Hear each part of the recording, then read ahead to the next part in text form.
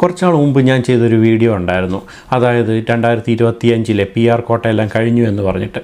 അന്ന് ആ വീഡിയോ കണ്ടതിന് ശേഷം പല ആൾക്കാരും മെസ്സേജായിട്ടും അല്ലെങ്കിൽ കമൻ്റായിട്ടൊക്കെ ചോദിക്കുന്നുണ്ടായിരുന്നു ഇതിനൊക്കെ എന്ത് തെളിവാണ് എന്നുള്ളത്. അങ്ങനത്തെ ഒരു തെളിവാണ് ഈ ഓഗസ്റ്റ് 7 നടന്ന ഡ്രോയിൽ. അതിൻ്റെ കൃത്യമായിട്ടുള്ള ഉത്തരം അതിനകത്ത് കിട്ടുന്നുണ്ട്. ഇതിനെക്കുറിച്ചാണ് ഞാൻ ഇന്ന് വീഡിയോയിൽ പറയാൻ പോകുന്നത്. എല്ലാവർക്കും പുതിയൊരു വീഡിയോയിലേക്ക് സ്വാഗതം.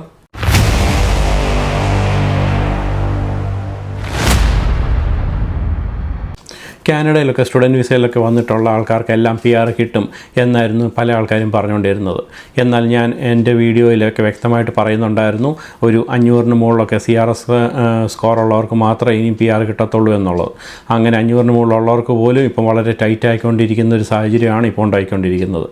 അങ്ങനെ ഇരിക്കുമ്പോഴാണ് പല CRS ഡ്രോയും അവർ കണ്ടക്ട് ചെയ്യുന്ന എല്ലാ ഒരു 3000 പേരെയൊക്കെ വെച്ച് ഈ ഒരു കനേഡിയൻ എക്സ്പീരിയൻസ് ക്ലാസ്സിൽ നിന്നുള്ള ആൾക്കാരെ വിളിക്കുന്നുണ്ടായിരുന്നു.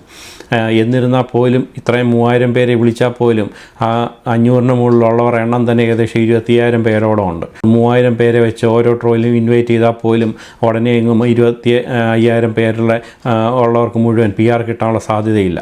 അങ്ങനെ ഇരിക്കുമ്പോഴാണ് ഓഗസ്റ്റ് 7 നടന്ന ട്രോയിൽ വെറും 1000 പേരെ മാത്രമാണ് കനേഡിയൻ എക്സ്പീരിയൻസ് ക്ലാസ്, അതായത് സ്റ്റുഡൻറ്റ് വിസയിലൊക്കെ കാനഡ വന്നിട്ടുള്ള ആൾക്കാരെ ഇൻവൈറ്റ് ചെയ്തേക്കുന്നത്. ഹൈ സ്കോറായിട്ടുള്ള 534 വിളിച്ചേക്കുന്നത്. ഇത്രയും നാളും അവർ പബ്ലിഷ് ചെയ്ത സ്കോറിൽ തന്നെ ഏറ്റവും ഒരു ഹൈ സ്കോറാണ് ഈ വട്ടത്തെ ഇൻവിറ്റേഷനിൽ അവർ വിളിച്ചേക്കുന്നത്. ഇതിൽ നിന്നൊക്കെ നമുക്ക് വ്യക്തമായിട്ട് മനസ്സിലാക്കുന്ന ഒരു കാര്യം എന്ന് പറയുന്നത് 2025 മാത്രമല്ല 2026 പകുതിയോളം കോട്ടകൾ ഇപ്പം തന്നെ കഴിഞ്ഞിട്ടുണ്ട് എന്നുള്ളതാണ്. കാരണം ഇത്രയും കുറവ് നമ്പറുള്ള ആൾക്കാരെ വിളിക്കുന്നതിലൂടെ അവരുദ്ദേശിക്കുന്നത് 2026 തന്നെ ആൾക്കാരുടെ എണ്ണം കുറയ്ക്കുക എന്നതിലാണ്. നമുക്കെല്ലാം അറിയാവുന്നതാണ് 2026 കോട്ട എന്ന് പറയുന്നത് 2025 കുറവാണ്. അതുകൊണ്ട് തന്നെ ഇപ്പോഴുള്ള ഈ ഒരു സ്ട്രിക്റ്റ് ആയിട്ടുള്ള പല റൂൾസും കാനഡ ഗവൺമെൻറ് ഇംപ്ലിമെൻറ്റ് ചെയ്യുന്നതിൻ്റെ ഭാഗമായിട്ട് ഈ 2026 ആൾക്കാരെ പോലും ഇപ്പോൾ ടൈറ്റായിട്ടുള്ള രീതിയിലാണ് അവർ വിളിക്കുന്നത്. കാരണം നമ്മളൊരു 2025 ആദ്യത്തെ ഒരു 6 മാസത്തെ ഇൻവിറ്റേഷൻസ് എല്ലാം കൊടുക്കുന്നത് 2025 കോട്ട ഫിൽ ചെയ്യാനാണ്. എന്നാൽ 2025 ഒരു സെക്കൻഡ് ക്വാർട്ടറായിട്ടുള്ള ഒരു ഭാഗം, പ്രത്യേകിച്ച് ഒരു ഓഗസ്റ്റിന് ശേഷമൊക്കെയുള്ള ഇൻവിറ്റേഷൻ എല്ലാവരും കണ്ടക്ട് ചെയ്യുന്നത് 2026 കോട്ടയെ കംപ്ലീറ്റ് ചെയ്യാൻ വേണ്ടിയാണ്.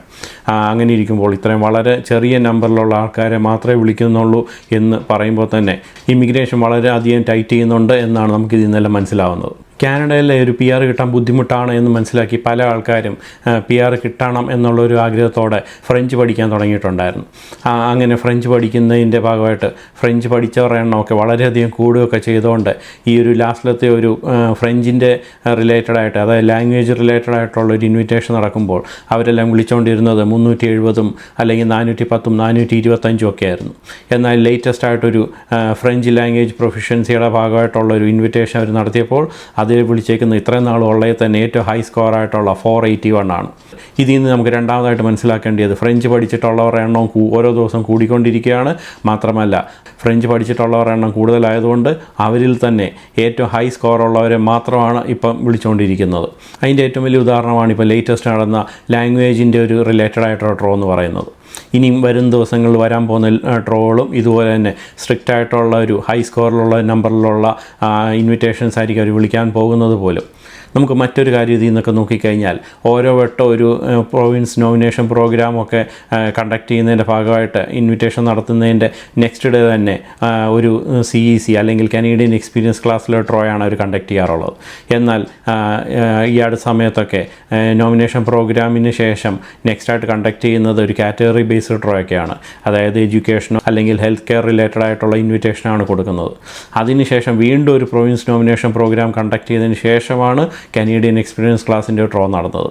അങ്ങനെ നടന്നൊരു ട്രോ ആകട്ടെ വെറും 1000 പേരെ മാത്രം ഇൻവൈറ്റ് ചെയ്തേക്കുന്നത്. ഈ വർഷത്തെ അവസാനത്തെ ക്വാർട്ടറിലേക്ക് കടക്കുമ്പോൾ ഇനി ഏറ്റവും സങ്കീർണമായിട്ടുള്ള കുറേ ട്രോകളായിരിക്കും അവർ കണ്ടക്ട് ചെയ്യാൻ പോകുന്നത്. ആ ട്രോകളൊക്കെ കണ്ടക്ട് ചെയ്യുന്നതിൻ്റെ ഉടനെ തന്നെ അപ്ഡേറ്റ്സ് എല്ലാം നിങ്ങളെ ഞാൻ അറിയിക്കുന്നതായിരിക്കും.